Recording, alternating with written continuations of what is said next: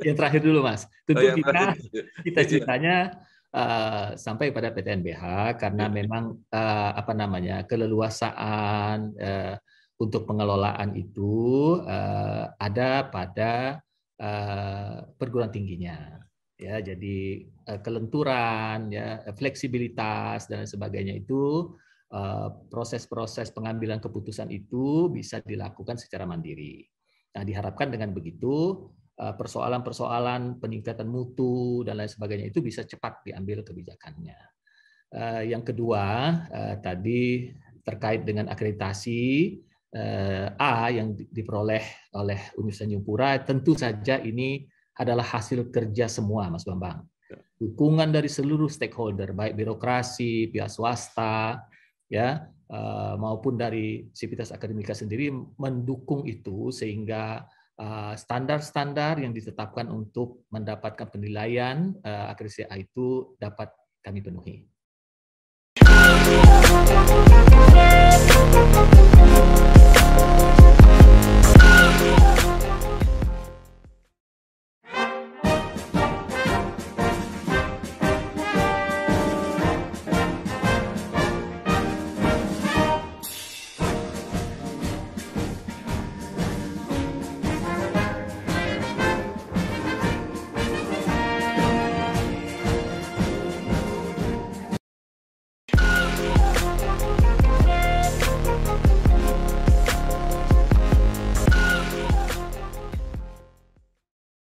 Assalamualaikum warahmatullahi wabarakatuh.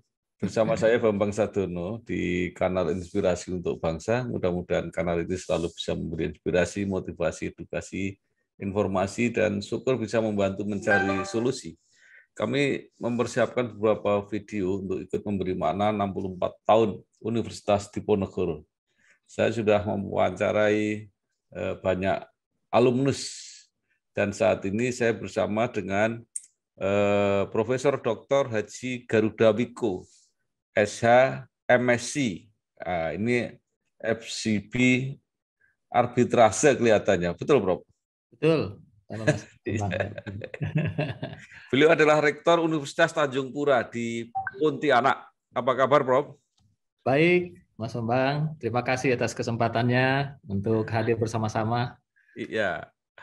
Prof, mungkin bisa diceritakan pengalaman ketika kuliah di program doktor Fakultas Hukum Undip, kemudian kelihatannya setelah itu menjadi dekan Fakultas Hukum di Untan, dan sampai sekarang menjadi Rektor Universitas Tanjung Pura. Silakan, Prof. Terima kasih. Ya, pertama tentu saya mengucapkan selamat dulu nih untuk Undip yang sudah berusia 64 tahun. Iya. Mudah-mudahan terus sukses dalam memberikan layanan pendidikan terbaik untuk anak-anak bangsa kita. Mas Bambang, kalau bicara tentang bagaimana kesan pada waktu kuliah, wah, ini sesuatu yang betul-betul the golden moment bagi saya gitu. Ya, karena satu, ya, bertemu dengan expertise yang dalam transfer knowledge-nya itu sangat-sangat sangat-sangat humanis, ya. Kita ada di dalam ditempatkan sebagai mitra, ya. Jadi saya ingat betul, we are the equal community gitu. Itu jadi mengencourage kita gitu di dalam proses belajar mengajar itu. Yang kedua juga tata kelolanya, ya. Jadi urusan-urusan administratif dan sebagainya itu terasa tidak membebani karena ya kita bahkan yang diingatkan gitu. Selalu diingatkan, loh ini belum dan sebagainya, sehingga ya alhamdulillah saya dan teman-teman itu bisa dengan nyaman gitu berkonsentrasi fokus pada aktivitas akademik sehingga suasana akademik itu betul-betul bisa terbangun. Demikian, Mas Bambang. Halo Biotizen, sudah tahu belum kalau sekarang ada metode baru pengambilan sampel untuk deteksi COVID-19 selain swab lo, BioSaliva merupakan alternatif pengambilan sampel untuk deteksi COVID-19. Dengan BioSaliva, tes PCR COVID-19 akan lebih nyaman karena sampelnya diambil melalui metode kumur-kumur.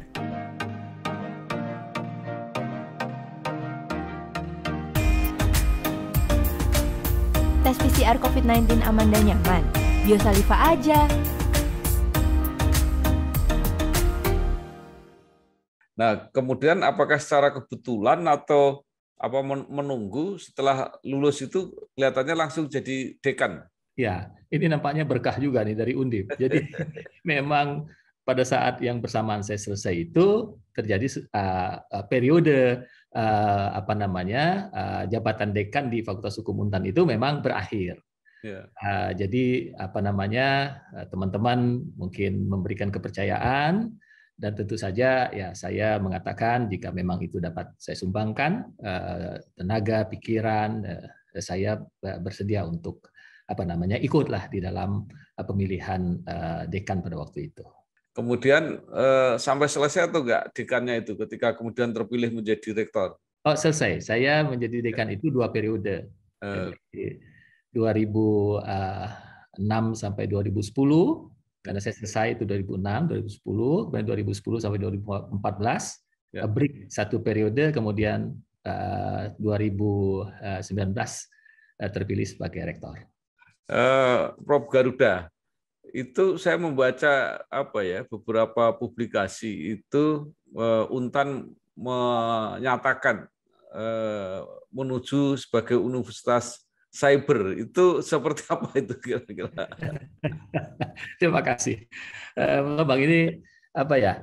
Jadi memang pada saat kita diminta untuk memberi apa sih sebetulnya program utama lah ya, mission utamanya, programnya apa, kegiatan apa, memang pada waktu itu kita berpikir, Mas Bambang, memang dari kementerian itu kalau untuk apa namanya pembelajaran misalnya kita ditargetkan kan blended learning. Ini juga terkait dengan perkembangan teknologi gitu yang harus kita manfaatkan untuk kepentingan tata kelola universitas, terutama untuk proses belajar mengajar.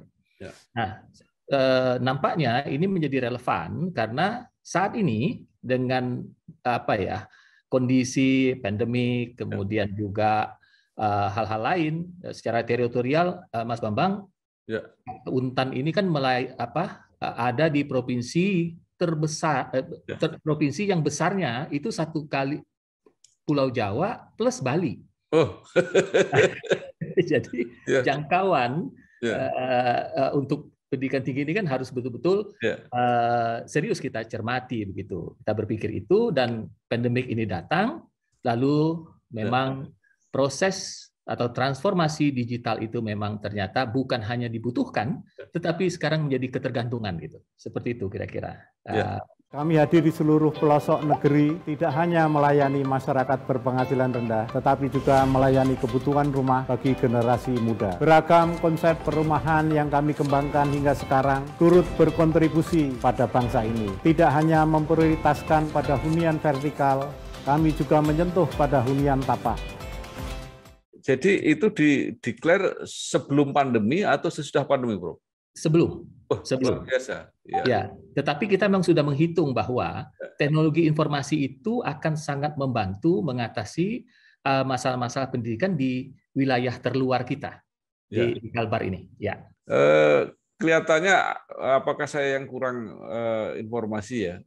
Ini kelihatannya satu-satunya ya yang mendeklar sebagai universitas cyber ini. Ya, mungkin secara letter eksplisit gitu ya, mungkin Untan bisa saja sebagai salah satu, tetapi memang di dalam prakteknya banyak sekali juga sudah universitas lain yang menerapkan itu, ya, transformasi digital untuk proses belajar mengajar dan tata kelolanya.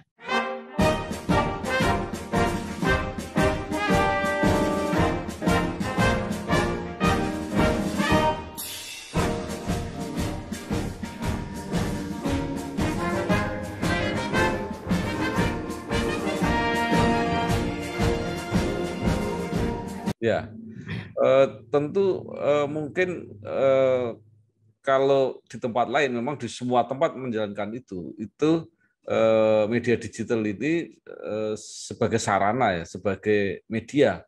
Tetapi kalau Untan mungkin ingin mengembangkan lebih dari itu. Ya, jadi Mas Bambang, kita ingin ekosistemnya yang terbentuk.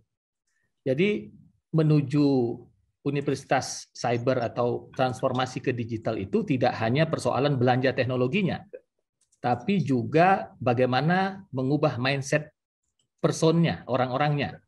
Kemudian juga bagaimana kita bicara tentang melakukan sesuatu dengan cara yang baru, ya, cara bertindak baru, ya, prosedur yang baru, yang betul-betul nanti memanfaatkan teknologi digital. Nah, kemudian barulah kita belanja teknologinya. Nah, teknologi ini pun kemudian kita bagi lagi, itu selain devices-nya, infrastrukturnya, koneksinya juga kita perbaiki, networking-nya, kemudian juga aplikasi-aplikasinya. Jadi sekarang kita juga sudah punya UPT-TIC yang menjadi semacam provider untuk membuat aplikasi-aplikasi yang diperlukan di dalam proses tata kelola dan pengajaran.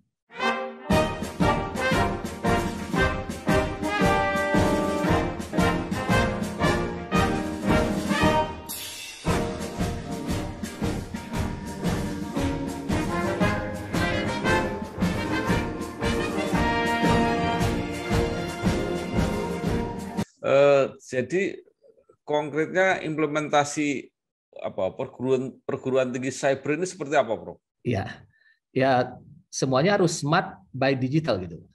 Ya, untuk e-office-nya, kemudian laboratoriumnya, kemudian library-nya, ya, kemudian juga bagaimana kita menuju pada kita ini sebagai provider data.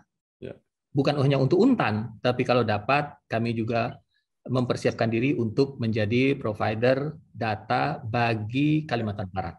Luar biasa. Nanti bisa menjadi seperti Google gitu kira-kira. Ya. Itu sangat menginspirasi.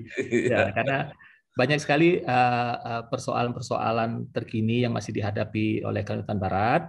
Oleh karena itu mungkin kita berpeluang lah untuk membantu Pemprov dan lain sebagainya untuk menyediakan data-data agar supaya ini menjadi supporting system bagi kebijakan-kebijakan yang akan diambil.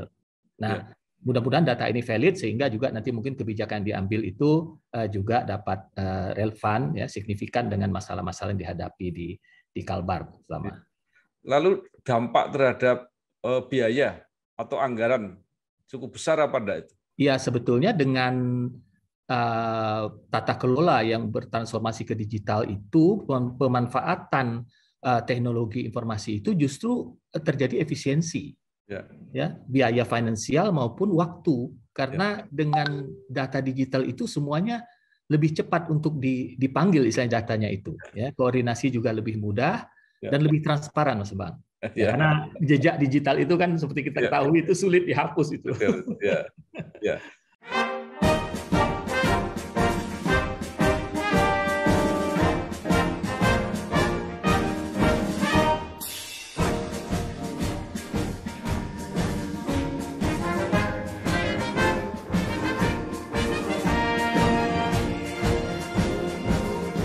Nah, sekarang nanti apa yang membedakan antara teknologi digital yang akan diterapkan di Untan dengan di perguruan tinggi lain? Jadi salah satu contoh begini, di Gajah Mada Pak Rektor mengatakan setelah nanti pandemi, komposisi blended learning itu 40% masih daring, 60% tatap muka. Nah, kalau di Untan seperti apa?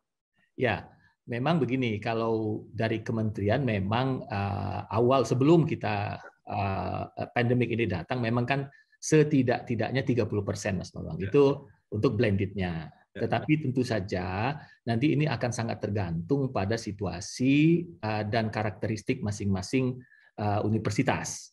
Ya, kalau seperti kita yang ada di kawasan perbatasan, ada kendala teritorial dan sebagainya, saya kira juga memang kita akan menambah porsi itu, porsi untuk blended learning-nya.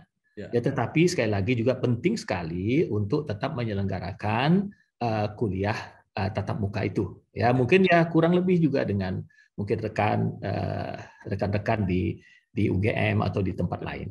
Saya kira itu. Nah, Prof, sebenarnya kan pengalaman universitas terbuka itu kan menunjukkan bahwa universitas bisa sepenuhnya dari jarak jauh. Nah, itu seperti apa nanti? Betul. Ya.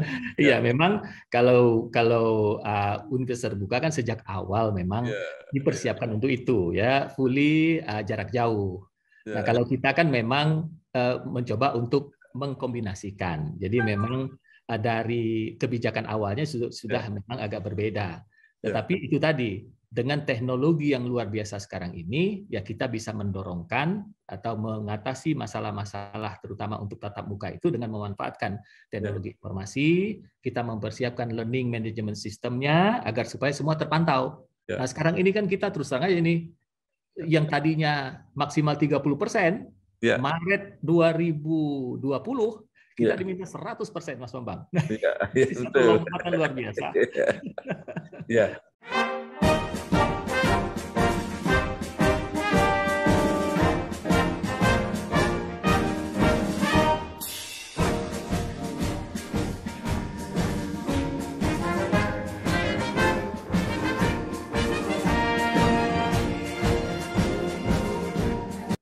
Maka itu kira-kira pasti berbekas itu. Artinya yang sudah terlanjur nyaman dengan kuliah daring, baik dosen maupun mahasiswanya pasti akan lebih senang. Iya. Jadi memang Mas Bambang benar. Sudah ada juga ini di fakultas-fakultas itu yang sudah mengatakan, wah, kalau gitu diteruskan saja nih Pak Rektor gitu. Karena lebih fleksibel, lebih murah, lebih praktis, lebih cepat. Betul. Nah, Prof, sekarang saya ini karena bicara mengenai digital, saya mau mengajak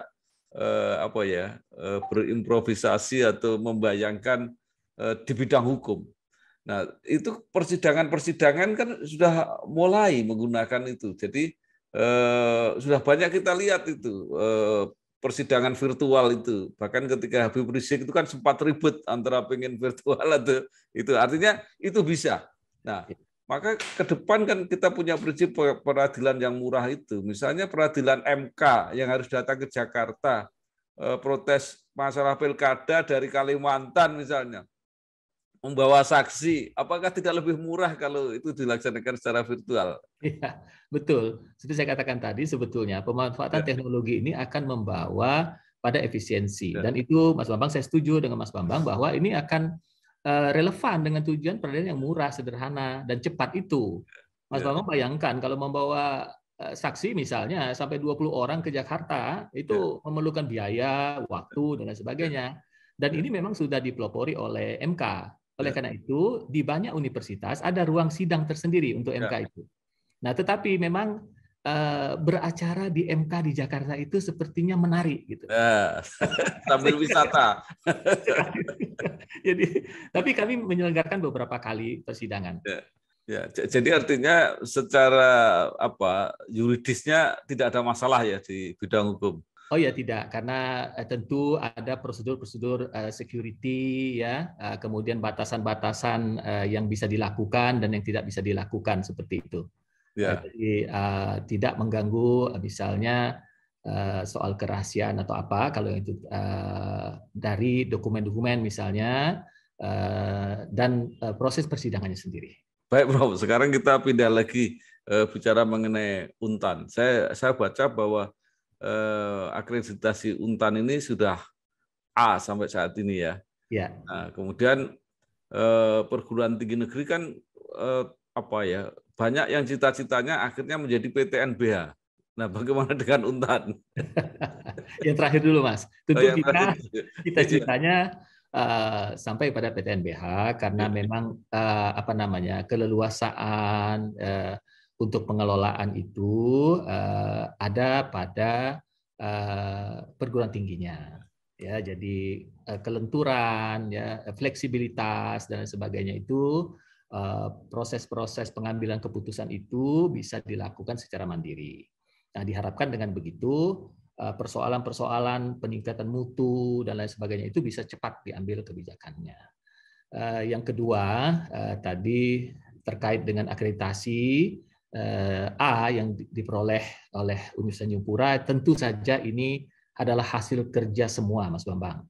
Dukungan dari seluruh stakeholder, baik birokrasi, pihak swasta, ya, maupun dari Sivitas Akademika sendiri mendukung itu sehingga standar-standar yang ditetapkan untuk mendapatkan penilaian akreditasi A itu dapat kami penuhi. Ya, terima kasih untuk seluruh stakeholder yang sudah memberikan kontribusi sangat-sangat positif pada perkembangan Untan, dan tentu saja rekan-rekan di Undip tentunya.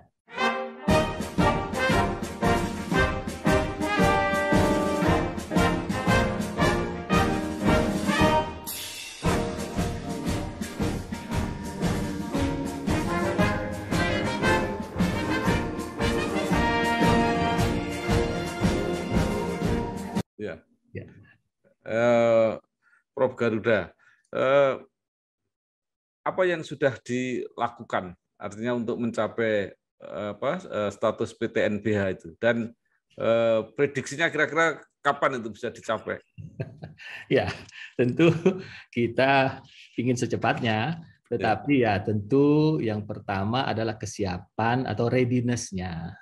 Ya, readiness untuk misalnya aspek-aspek akademik, ya, kecukupan SDM, kemudian juga tentu aspek finansial, karena ini juga nanti keleluasaan itu ya untuk mengelola dana sendiri itu dibarengi dengan juga bagaimana akuntabilitas daripada tata kelolanya. Nah, ini yang sedang kita persiapkan, berbagai hal yang mengenai bagaimana kita menjamin keberlanjutan. Keberlangsungan itu yang paling penting, itu keberlanjutannya. Jangan sampai kita berhenti di tengah jalan karena ketidaksiapan. Untan tadi melayani sebuah kawasan yang lebih luas daripada Pulau Jawa ya, karena tambah dengan Bali tadi. Itu sampai sekarang berapa mahasiswanya, Prof? Mahasiswa kita sampai saat ini 35.000. Itu hanya datang dari Kalbar, Kalimantan, atau juga ada yang dari luar Kalimantan? Ya, sebagian besar adalah dari Kalimantan, Kalimantan Barat khususnya. Tetapi juga ada mahasiswa-mahasiswa yang berkuliah di Untan dari seluruh Indonesia, yang mulai dari Papua, Aceh, dan sebagainya ada. Dan bahkan ada juga prodi-prodi yang menerima mahasiswa asing, ya, dari Eropa, dari China, dan lain sebagainya. Nah, sekarang pertanyaan populer nih. Kalau orang memilih Untan, itu apa yang menjadi menurut Pak Rektor ini yang menjadi daya tariknya? Oke, baik. Kalau kita melihat pada pola pokok, ya pola ilmiah pokoknya, maka ada yang khas di Untan ini, yaitu terkait dengan riset dan studi tentang gambut tropis dan lahan basah. Ya, karena ini khasnya di Kalbar. Ya. Tapi tentu tidak itu saja. Sekarang ini Kalbar ini juga merupakan daerah pengembangan pertambangan misalnya. Ya. Kemudian juga perkebunan. Ya, kita kalau keliru nomor 2 untuk sawit dan sebagainya. Dan ini bisa mengubah landscape, ya, tenaga-tenaga SDM yang dibutuhkan. Nah, bahkan sekarang ini tantangannya adalah juga dibukanya pelabuhan terbesar di pelabuhan internasional terbesar, sehingga nanti pintu ekspor itu sudah dari Kalimantan ini langsung menuju pelabuhan-pelabuhan internasional. Jadi peluangnya besar.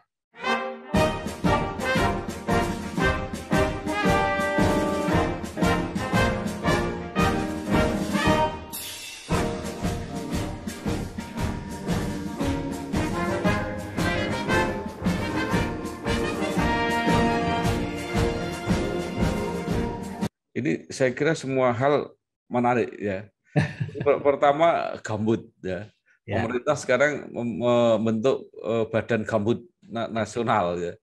Kemudian orang pengen mengubah lahan gambut itu jadi lahan pertanian. Bisa cerita sedikit nggak sebenarnya apa sih persoalan lahan gambut ini? Ya, memang kami beberapa kali juga berdiskusi bagaimana sebetulnya gambut ini dapat memberikan dampak positif, selain juga keberlanjutan dan daya dukung lingkungan. Nah, oleh karena itulah teknologi pengembangan riset yang dilakukan di universitas menjadi sangat penting. Ya, nah jadi kita berdampingan dengan alam gitu. Nah, keberlanjutan, daya dukung itu juga menjadi perhatian kita. Yang jadi pertanyaan saya tidak menganggap Prof ini ahli soal pertanian, tapi mungkin secara umum ya. Artinya orang kan selalu bertanya, lahan gambut ini seperti apa sih? Katanya dulu pernah dicoba untuk padi kok tidak bisa. Oh ya, mungkin saya meminjam sedikit diskusi saja. Saya bukan ahlinya. Tetapi gambut itu memang sangat berpeluang untuk dimanfaatkan dan merupakan lahan yang subur sebetulnya bagi beberapa komoditas. Tergantung pada teknologi yang kita gunakan. Oleh karena itu smart farming itu sekarang sedang kita kembangkan. Selain juga di gambut itu ada beberapa tumbuhan yang memang khas sekali dan hanya bisa berkembang di Kalbar. Nah itu yang mungkin juga potensinya. Nah kemudian tadi juga Prof nyebut mengenai sawit. Ya. Nomor 2 se-Indonesia gitu ya. Nah, sekarang sawit ini sedang masa kejayaan ini harga sawitnya. Berarti ini petani sawit Kalbar termasuk yang sedang gembira gitu. Ya, sedang tersenyum Mas Bambang. Ya, saya kira sawit ini juga tentu dengan disiplin yang ketat ya terhadap bagaimana pengolahannya ya dan lain sebagainya, dan terutama mungkin untuk sawit ini downstreamnya Mas Bambang. Ya. Nah ini yang perlu kita dorong, industri-industri yang berbahan baku CPO. Nah ini juga merupakan peluang dan ini sering sekali juga dilakukan tukar pikiran ya, seminar-seminar di Untan terkait dengan ini karena banyak sekali yang bisa kita lakukan, mendorong industrinya ya sehingga kesejahteraan petani itu juga dapat kita dorongkan seperti itu. Ya, tadi sebenarnya gambut, sawit, kemudian juga disebut bahwa Untan ini juga mendalami misalnya masalah pertambangan. Ini memang sumber-sumber sumber daya alam yang luar biasa. Ya. Hanya sekarang pertambangan di Kalimantan ya, terutama batu bara dan sebagainya ini kan ada masa-masa yang penuh kritik, penuh gejolak, penuh itu ke depan seperti apa kira-kira? Ya itulah kita dalam pengelolaan itu saya kira untuk keberlanjutan ya Mas Bambang. Ini secara umum saja. Ya. Tentu kita perlu riset, perlu penelitian, perlu ukuran-ukuran untuk pengelolaan yang berkelanjutan. Nah, bagaimanapun memang karena luasnya lahan dan potensi di Kalimantan Barat terutama ya, ini kan sebetulnya kita sangat berpotensi untuk survive begitu ya. Karena kalau energi itu kemudian fosil itu selesai, maka lahan-lahan yang tersedia ini kan akan menjadi modal utama dan bernilai sangat strategis. Nah, oleh karena itu keberlanjutannya itulah yang mungkin perlu kita diskusikan, menjadi perhatian kita bersama seperti itu. Dan Untan siap untuk melakukan studi-studi tentang itu.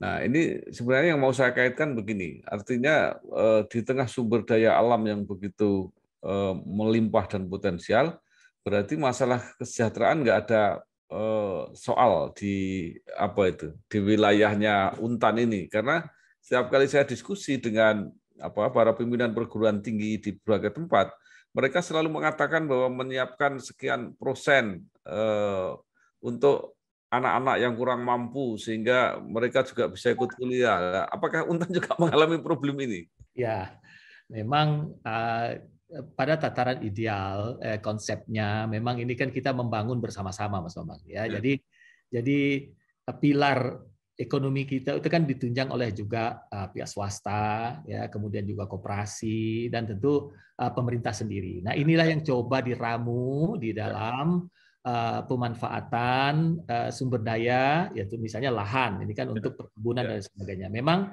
satu konsep yang baik ini harus betul-betul kita pastikan eksekusinya ya ideal seperti yang dikonsepkan seperti itu. Ya ada beberapa kelemahan bisa kita lihat, tetapi mudah-mudahan itu tadi ada ada ketegasan dalam memastikan begitu deviasi ya kita kembali lagi gitu. Ya. Nah ini yang perlu Ya, ini mau saya kaitkan dengan ini kebijakan di dalam menerima mahasiswa itu termasuk pembayaran UKT-nya atau SPP-nya itu. Jadi bahasa terangnya itu apakah masih ada orang kurang mampu yang perlu dibantu di yang masuk perguruan tinggi di Untan ini? Banyak sekali skemanya, Pak Bambang, termasuk CSR dari perkebunan, dari industri yang lain, itu yang mengalir kepada mahasiswa kita, dan kita tentu berterima kasih atas beasiswa-beasiswa yang diberikan. Dan selain itu Untan juga masa-masa pandemi ini bahkan kita memberikan relaksasi yang signifikan, ya. UKT 1-2 itu bahkan kita bebaskan sementara. Nah, UKT berikutnya potongan sampai dengan 50%, 75% dan lain sebagainya. Karena situasi. Artinya bahwa kesempatan untuk mendapat pendidikan tinggi di Untan itu relatif terjangkau oleh semua gitu ya kira-kira. Betul Mas Bambang. Ya, terutama kita ini kan yang ada hambatan ya di pembiayaan, kemudian juga jarak dan sebagainya, ini yang kita berikan afirmasi. Rob, mungkin Rob bisa menggambarkan Untan ke depan sehingga orang akan tertarik untuk bergabung di Untan. Ya, sekarang ini kita sedang juga mempersiapkan mahasiswa itu ya quote and quote Mas Bambang nih. Lulusan yang paripurna. Yang paripurna ini artinya dari sisi kompetensi mereka jelas profil lulusannya, kemampuan minimal, kompetensi minimalnya, kompetensi tambahannya. Tetapi juga kita ingin Untan ini menggeser tidak hanya soal kompetensi tapi juga kapabilitas. Nah, kapabilitas ini ya skill-nya, ya knowledge-nya, ya dan juga karakternya. Nah itu karakternya. Kemudian di luar itu juga adalah bagaimana kemampuannya untuk merefleksikan, cepat berefleksi dan beradaptasi dengan perkembangan yang luar biasa cepat sekarang ini. Ya, ini disrupsi yang luar biasa, megatrend perubahan iklim, kemudian juga pandemi, kemajuan teknologi itu sendiri. Ini kan membuat profil lulusan itu harus agile. Kita nggak bisa terperangkap pada profil lulusan yang kita rumuskan di tahun 80 misalnya Mas Bambang. Itu nanti begitu keluar berhadapan loh, dunia sudah berbeda gitu. Itu yang kita makanya sekarang kita ini kan literasi digital ya, program-program seperti itu, kemudian entrepreneurship ya, kemudian juga ya tentu bagaimana inovasi dan suasana akademik yang kita tumbuhkan sesuai dengan perkembangan terkini seperti itu.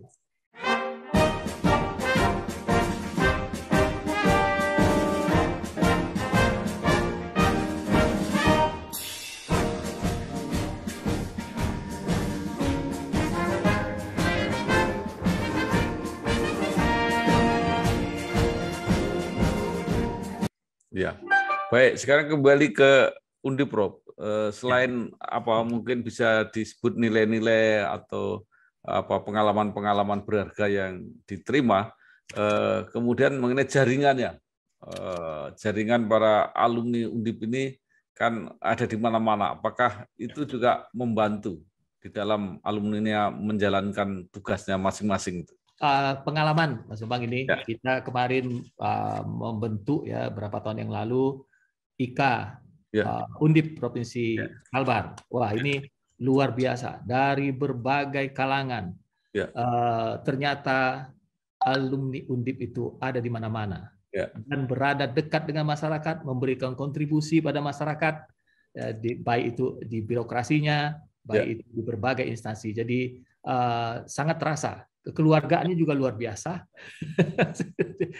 responnya sangat positif. Ya ada kerinduan lah, ada ikatan emosional pada ibu kandung akademik kita yang namanya di Undip ini gitu. Itu karena jalur Pontianak Semarang itu lebih gampang, atau dari Kalimantan Tengah bahkan ada langsung kelihatannya ya. Ya, kalau Kalbar juga sebenarnya sangat mudah untuk menjangkau